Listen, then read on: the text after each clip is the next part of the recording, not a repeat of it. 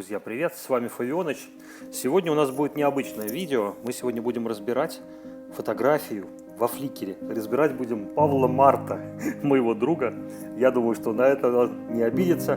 Мы будем посмотреть, что у него вышло, что не вышло и какие ошибки он сделал во фликере, ну или на локации. По мнению Фавионыча, опять-таки. Жду от вас комментариев, подписывайтесь на канал. Я надеюсь, что с вами мой канал станет расти лучше. И наши путешествия, в том числе с Павлом Мартом, станут более интересными. Итак, друзья, мы с вами во фликере. Мы с вами в приложении. И сегодня, вот видите, эксплор такой интересный тоже. Начинается с пейзажа, и это хорошо. Значит, как нам найти Павла Марта во фликере? Фликер – это площадка лучшая для фотографов, для развития своего, для известности, ну и для получения каких-то знаний. Забираем в поиск Павел Март. Вместе с нами делайте это. Март, кстати, потому что мартовский. И смотрим. Ну, видите, тут даже фотографии есть. Выбираем People и открываем его страницу. Значит, начнем с самого начала, когда мы с ним познакомились и когда я уговорил Павла использовать эту площадку, что, в принципе, и было сделано. Первая фотография, которая была размещена, насколько я помню, по-моему, даже я размещал, а может, он не помню. Он подскажет, в комментариях напишет, как история этой фотографии и появления. Значит, смотрите, эта фотография сделана в Лахте.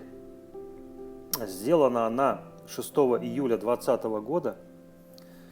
Тогда мы уже, по-моему, куда-то ходили или нет, я не помню. Он подскажет. Но, по-моему, он делал без меня эту фотографию, по-моему, без меня, да. Да. Тем не менее, вот смотрите, один комментарий. Мой комментарий. Ну и, собственно говоря, 7 человекам понравилось, и 139 человек посмотрели. Это практически почти уже год прошел. Дальше фотографию, которую он выкладывал до того, как мы с ним познакомились. То есть это летняя фотография. Да, кстати, раз уж мы говорим про фотографии, то здесь обращаю ваше внимание на очень интересно. Во-первых, Павел снимает Никоном. Это отличная камера для пейзажных фотографий. Я об этом постоянно говорю. И для тех людей, которые занимаются фотографией, это один из лучших вариантов для пейзажных фотографий. Ну, и за исключением, конечно, Sigma. Здесь, видите, он успел поймать садящееся солнце, при этом у него аккуратно сделано по цветам все. И вот эти прекрасные подсветка травы, осоки, она действительно завораживает. Скорее всего, эта фотография сделана из нескольких фотографий, но хотя Павел, наверное, подскажет историю ее. Значит, мне здесь нравится горизонт, он ровный абсолютно, он смог передать настроение благодаря облакам, то есть вот есть темная часть, есть светлая часть, есть яркая, при этом балансы все соблюдены, никаких диких пересветов нет, красивый голубой цвет залива, яркая сочная трава, то есть, ну, это классический пейзаж, ничего плохого я сказать не могу. Насчет настроения, это кадры, конечно, передают настроение, поскольку Павел всегда старается, так же, как и Фавионыч, передать настроение фотографии, поэтому ему это здесь удалось великолепно. Следующая фотография, это сделано, насколько я понимаю, где-то за границей, судя по архитектуре. Да, красивый клен, видно, что это полуденное солнце. Ничего не написано. Видите, одна из ошибок, кстати, не указано ни место, стоит только тег Павел Март, который я сделал, скорее всего. Landscape. Ну, Landscape это все исправим. Значит, один комментарий, 3 фейва, не указано ни место, ничего. Почему это плохо? Потому что Павел снимает и обрабатывает в фотошопе, после этого Xhif не показывается. Поэтому система не знает, где это сделано, пока во всяком случае. И что? Судя по флагам, это сделано где-то за границей, но хотелось бы, конечно, чтобы было указано где, потому что фотография висит действительно внизу, система ее не поднимает, поскольку нет никаких тегов. И это первая ошибка. Если вы делаете в фотошопе, ставьте какое-то описание, помещайте в какие-то группы, в какие-то альбомы. Тогда ваши фотографии увидят люди. Если сейчас эту фотографию добавить, ну, на примере, да, например, добавим ее в какую-то группу, я не могу добавить, я же не имею права здесь. Значит, ну здесь что? По настроению здесь все отлично. Он успел и смог показать вот эти лучи. Не все камеры это могут сделать. не пересвечена, нету таких глубоких теней, сильных, да, такая легкая, хотя вы понимаете, что это контрастное освещение, это сложное для фотографа сделать, но тем не менее ему это удалось. Я бы здесь отметил, конечно, отсутствие тегов, отсутствие координат, то есть вот в таких случаях, когда показан какой-то город, то есть это такой городской пейзаж, нужно, конечно, обязательно ставить, где это сделано. Ну, это мой подход, и я считаю, что если это не узнается место, оно здесь не узнается. Можно сказать, что это Хельсинки, можно сказать, что это еще какой-то город. Ну, судя по горам, наверное, вряд ли это Хельсинки. Так что вот, мои рекомендации следующие. Следующая фотография сделана, понятно, что со штатива.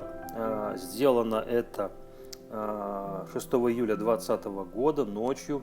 Тоже не стоят никакие теги. Значит, фотографии в жанре стрит, можно сказать, на длинных выдержках, судя по тому, что мы не видим X-HIF, выдержки, наверное, скорее всего, измеряются секундами, потому что вот эти следы от машин достаточно длинные. Резать или не резать? Я же написал. И место Санкт-Петербург. Узнается какие-то места, вы можете в принципе узнать. Это в районе Исаакиевского, ну, он сзади находится, да. Это действительно место интересное. Ну и по закрытой диафрагме, вот по большому количеству вот этих шипов на свете видно, что это выдержка, в смысле диафрагма где-то 8 или 11, может быть даже больше. Ну, по количеству лучей можно определить. Фотография цветная, несмотря на это, видно, ну, я бы отметил работу с каналами, потому что явно здесь с цветами поделали что-то, да, вот этот красный цвет какой-то, он придает какой-то небольшой агрессии ночной, золотой купол немножко так не броский, то есть желтый и красный цвета здесь такие основные, и, в общем, конечно, Павионыч бы сделал ее черно-белой. Но здесь Павел попытался, я так понимаю, что показать цветом именно настроение и какой-то такой праздничный вид.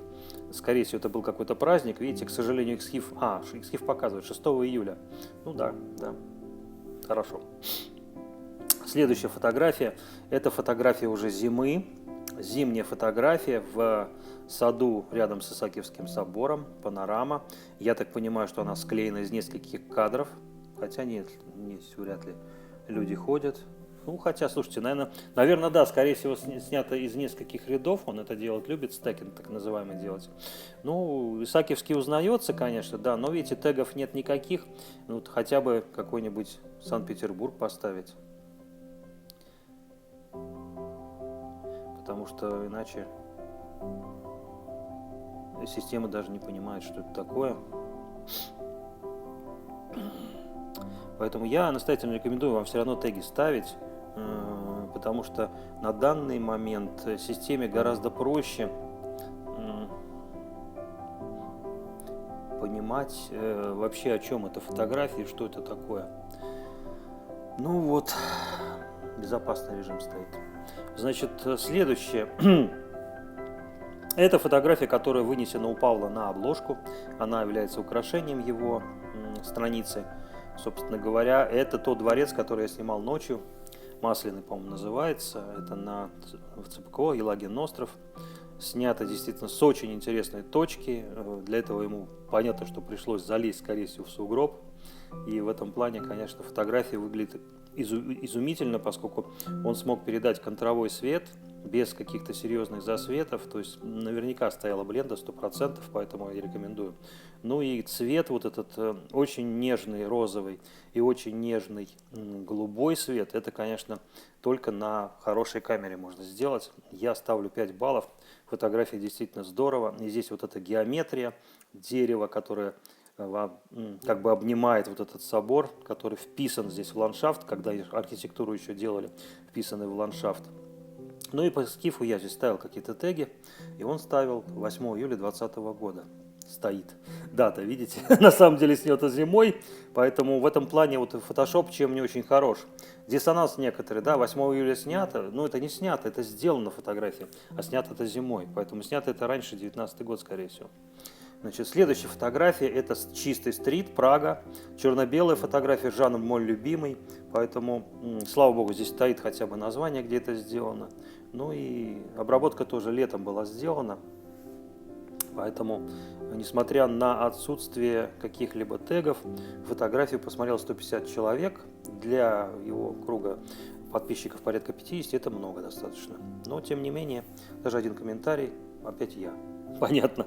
Так, ладно, следующая фотография. Следующая фотография, вы знаете, это Владимирский собор на Петроградской стороне, насколько я помню. Работа с цветами, это с Блохина снято, даже не с Блохина, а ближе к Съезженской, я так понимаю. Место действительно уникальное, я здесь снимал голубей, снимал всякие интересные тоже. Место само по себе вообще интересное. Но судя по размеру собора, что он стал как бы немножко больше, да, я предположу, что это не широкоугольником снято, а каким-то ближе к стандарту или даже к теле. Хотя собор действительно большой. Ну, я бы сказал, что это теле какой-то. Хотя, слушайте, сложный вопрос. Напишите в комментариях. Павел наверняка напишет. Работа с цветовыми каналами отличная, потому что здесь голубые купола, голубой знак. Он какой-то делает акцент. Ну и здесь и голубая ведь витрина попала.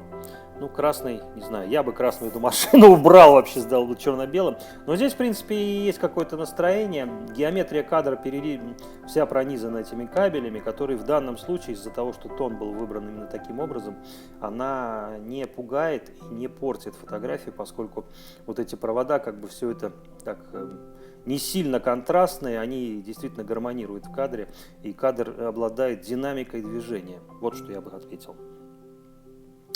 Ну и здесь один только тег его и все, больше ничего. Теги, конечно, надо больше ставить и в таких случаях, когда...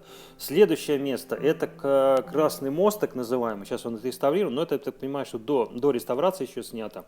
Место действительно интересное, найти съемку на него у меня не получалось. У меня получилось только куски, поскольку я снимал 75 мм. Здесь ему удалось широкоугольником все поместить, еще даже с машиной. Плюс великолепное небо, темное небо, может быть, это сделано утром, мы не сможем это определить. Тегов тоже никаких нет. И, кстати, стоит почему-то у него безопасный режим. Надо посмотреть будет, что вообще он выдает, потому что может быть закрыто. Так, что здесь отметить? Легкий цвет, вот этот не сильно яркий, такой с элементами сепии, такой Красный мост стал как бы ржавым таким. Вот этот большой знак 40, который здесь некий акцент задает, размером больше, чем машина. Вы знаете, вертикальный кадр на самом деле сделать очень сложно и интересным, но вот Павлу это удалось, вдали видно Адмиралтейство, то есть, что бы я сделал, с другой стороны, если закрыть, например, убрать вот так вот, да, закрыть эту стену, скажете, что, я просто покажу, да, то есть вот так оставить, но тогда не видно было бы моста, я бы... В принципе, это отрезал. Вот это лично мое мнение, я бы вот этот кусок здания убрал, чтобы он не мешал. Потому что в таком варианте, когда он вот убран, да, вот так, да, видите, да, что это может быть. Но это мое мнение личное, что бы я сделал.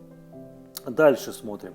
Ночные кадры, я обожаю ночные кадры. В данном случае, судя по шевеленке, да, может быть, это он и с рук делал, потому что видно такая небольшая шевеленка, но с другой стороны люди тоже двигались, хотя может быть и со штатива, он, кстати, скажет.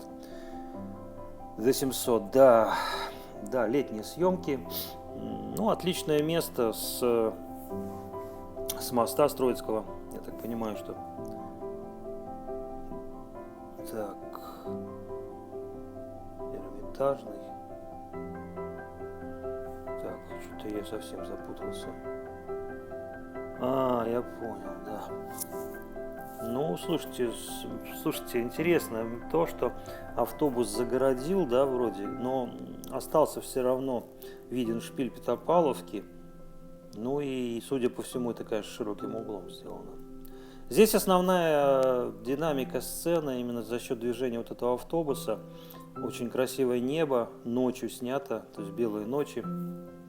Люди что-то смотрят куда-то. Такой, знаете, стрит такой, я бы сказал, у меня здесь такой альбом во Фликере, One Moment Story, то есть история одного момента. Вот в этом, в принципе, и заключено все. Дальше. Это тот кадр, который мы сделали, когда в первый наш поход с Павлом пошли и попали в дождь. Насколько я помню, это был первый.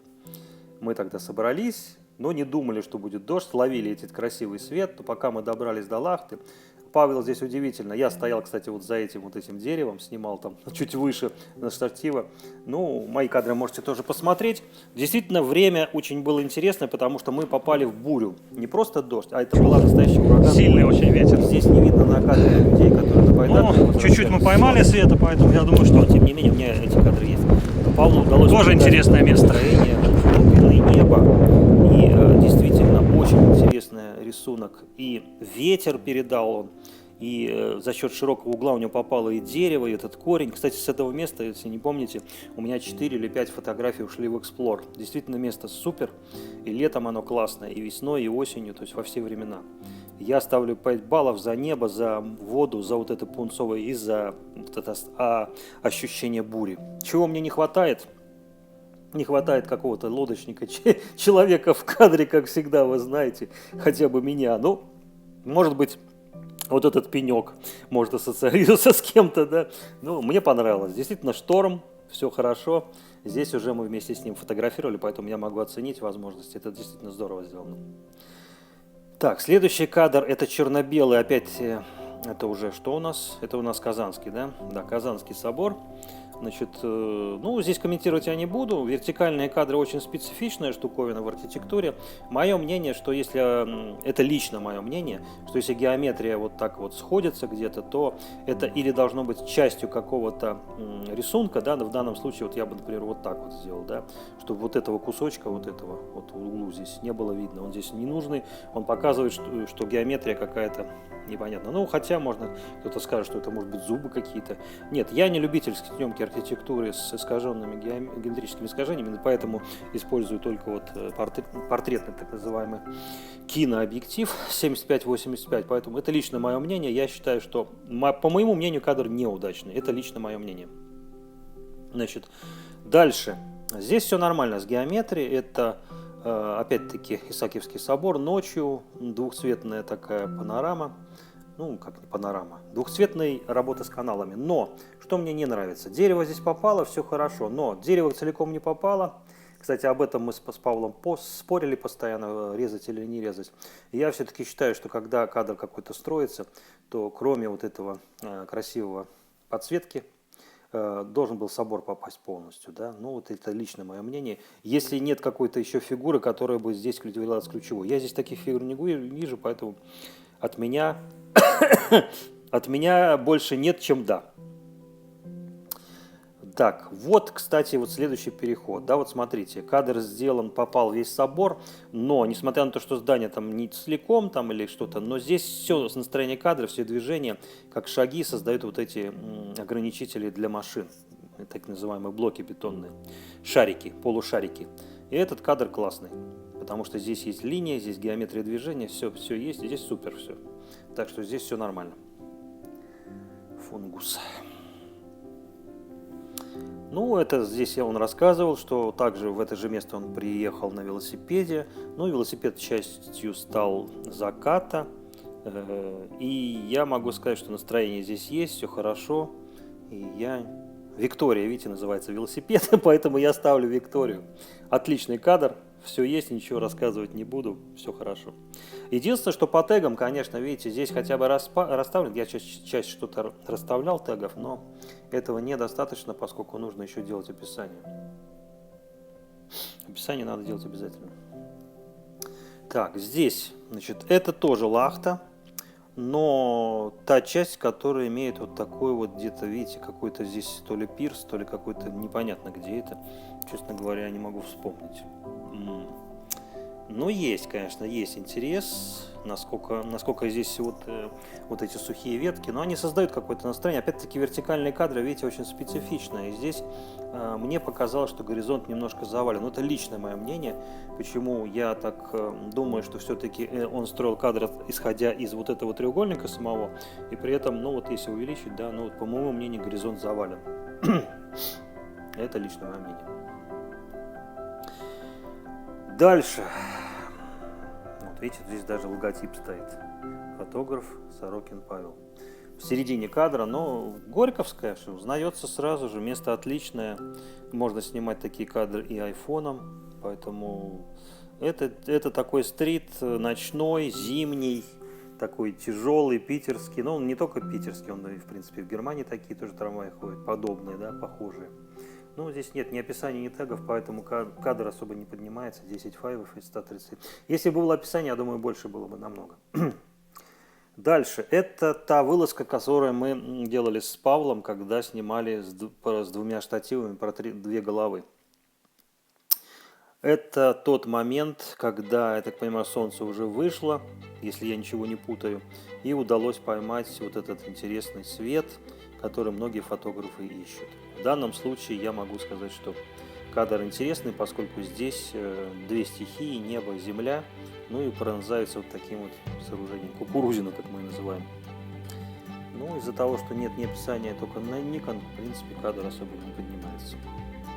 Интересный кадр, который сделан на подъемнике, я так понимаю, где это не указано. Но действительно интересный кадр, и мистический, и настроение в нем есть. Но опять-таки ни описания, ничего нет, поэтому он не определяется.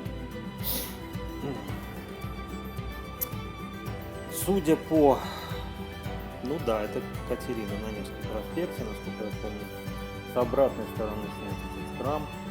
Ракурс интересный из арки, поэтому необычный. И обрамление такое хорошее. Для вертикального кадра это здорово. Этот кадр я бы отметил. Здесь, в принципе, все грамотно. И линии, и геометрия, пространство, и вертикали не искаженные. То есть здесь все хорошо. Здесь все хорошо, кроме того, что нет описания. Ну, дальше это кадры, я так понимаю, что это уже или Ладога где-то, поскольку я помню, что он уезжал, да, ну, действительно место, простор для творчества, как пейзажного фотографа. Павлу удается это делать, и всегда вот писать как-то дерево, писать арки, некая такая змея сверху, то есть, ну, видение у него отличное, поэтому 5 баллов, абсолютно точно. Аналогично то же самое, хотя написано Германия, да, значит, я ошибся. Значит, это там. Значит, это не Ладога. Да, тоже классный кадр. Значит, место, известное многим, да, вот видите, у нас был отлив, и старинные вот эти сооружения, обрамляющие Неву, они обнажились. И достаточно редко, я думаю, что такие штуки часто очень потом разбирают, но вот Павлу удалось это снять. Вид Петропавловской крепости, ну, супер. Здесь все хорошо. Елагин остров опять. Вот с этой точки как раз этот заборчик, у меня ночная съемка есть, вид на вот этот. Я снимал, правда, с автомобиля, но у меня не было широкоугольника. Но Павлу удалось это сделать широким углом, сделать некое такое зверье, некое такое животное, которое... Отличный кадр. Отличный кадр, супер цвет. Осень, самое красивое место в этом месте, самое красивое, поэтому все хорошо. Описание, конечно, надо делать. Ну, вот это да, это уже больше похоже на Ладогу, она называется. Здесь, судя по всему, действительно и диафрагма сильно закрывалась, и фокус в основном на сосну. Сосна очень интересная, карельская, гранит великолепный, лодочки на дальнем плане. Здесь все отлично, ничего не скажешь, легкий такой цвет, приятный, ненасыщенный. Я такие цвета очень обожаю. Класс. Дальше опять Питер, унылый Питер. Ну, унылая такая погода. Честно говоря, даже надоело комментировать такие кадры. Хорошие. Ну, здесь, да, здесь европейский город, скорее всего, Прага, да, так оно и есть. Машина какая-то. Ну, номера, не знаю, я бы затер номера. Сейчас это очень актуально. Номера не светились. Ну, люди идут, геометрия какая-то, движение, арка, все хорошо. Описание нужно делать.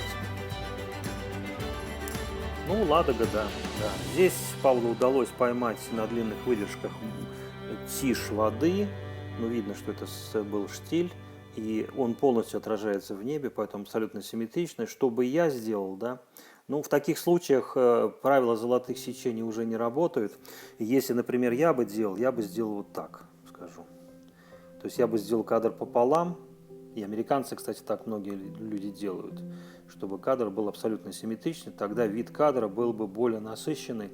Ну, в данном случае он все-таки решил построить ближе, показать больше воды, но это чисто его мнение, с моим оно может не совпадать. Описание делать надо, теги тоже. Значит, что дальше? Дальше у нас лес. Павловск. Ну, Павловск, видите, здесь просто трава, деревья, то есть какого-то сюжета я не вижу, поэтому пропустим это. Здесь есть некий заборчик, из речка есть какая-то, ну, вот здесь уже что-то есть такое из шишкинского, то, что мы делали, и легкий вот этот красивый свет, и цвет, и свет, ему это удалось, так что все хорошо, описание делать. Ну, здесь серия кадров, значит, мы посмотрим их быстро. Может быть, на каких-то остановимся. Но вот здесь контровой свет достаточно сложно снимать. Павлу это получается, он умеет это делать, поэтому вот этот кадр я бы отметил. Значит, места, где попадают строения какие-то, мостики, это всегда интересно, тем более летом это одно из самых лучших мест. И здесь весь кадр строит отражение от воды, поэтому точка как раз, я думаю, что из-за этого и выбиралась. Ну, здесь все интересно, но большое количество деревьев, мало такое нависающее зелень над небом, то есть некая такая доминанта в виде вот этого собора наверху. Четко, резко все, красиво, классический пейзаж с созданием. Следующий пропустим. Значит, я хотел бы обратить ваше внимание вот на этот кадр.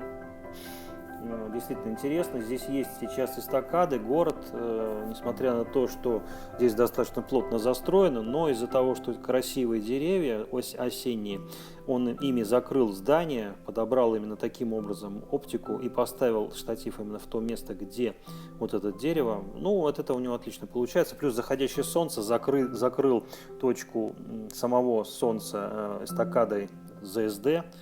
Ну, 5 баллов, могу точно сказать, но описание и теги обязательны, потому что вот эти точки система не распознает, где это, что это, вообще о чем. Аналогично, здесь все отлично, все хорошо, но нужно делать описание и теги. Значит, это кадр, который мы делали вместе, мы записывали как раз видео про 2 штатива, и вот сквозь эти деревья у меня кадр не особо получилось сделать, потому что у меня действительно был портретный объектив. Но у Павла был широкоугольник, он достаточно много времени провел. Здесь видно вот эту колючую проволоку. Ну, как бы здесь все хорошо. То есть здесь я ничего не могу сказать против, кроме положения самого вот этого шпиля. Но здесь выбирать особо не приходилось, потому что точку все равно ограничивали вот эти деревья. Нужно было искать именно и более точно, наверное, ставить. Но это лично мое мнение. Хотя, может быть, я бы сделал так, чтобы деревья как-то обнимали, может быть, ну, не знаю. На самом деле тут, что Павел преследовал этим кадром, цвет передан великолепно, то есть вот цвет именно травы такой, какой нужен. Небо тоже сгущалось, поэтому был дождь, мы застали дождь как раз. Все хорошо. Дальше серия кадр просто шпиля. Я не буду их комментировать, таких кадров огромное количество. Отмечу только, что Павлу удается сделать такой приятный свет именно и цвет. То есть вот эта плывущая вода размазанная, ну, как бы это обычное явление, я особо не концентрируюсь на этом. Но вот свет именно и цвет, как бы, вот особенно в этом кадре, достаточно интересно передает настроение. Петербург пролистаем. Тоже интересный кадр. Это намыв Васильевского острова. Там сейчас насыпают. Природа вся практически не осталось ничего. Дальше лезут в залив. Скоро до Лахты долезут. Но здесь чайки вот эти, видите, они создают какое-то настроение. И основной кадр занимает небо. Ну, цель была, наверное, скорее всего, все-таки небо снять. Здесь интересно то, что чего мне не хватало в том кадре, вот здесь появились объекты живые. И вот этот кадр намного интереснее. Этот кадр я бы обязательно поставил с описанием, поставил бы теги, ну хотя бы стрит какой-нибудь, Санкт-Петербург.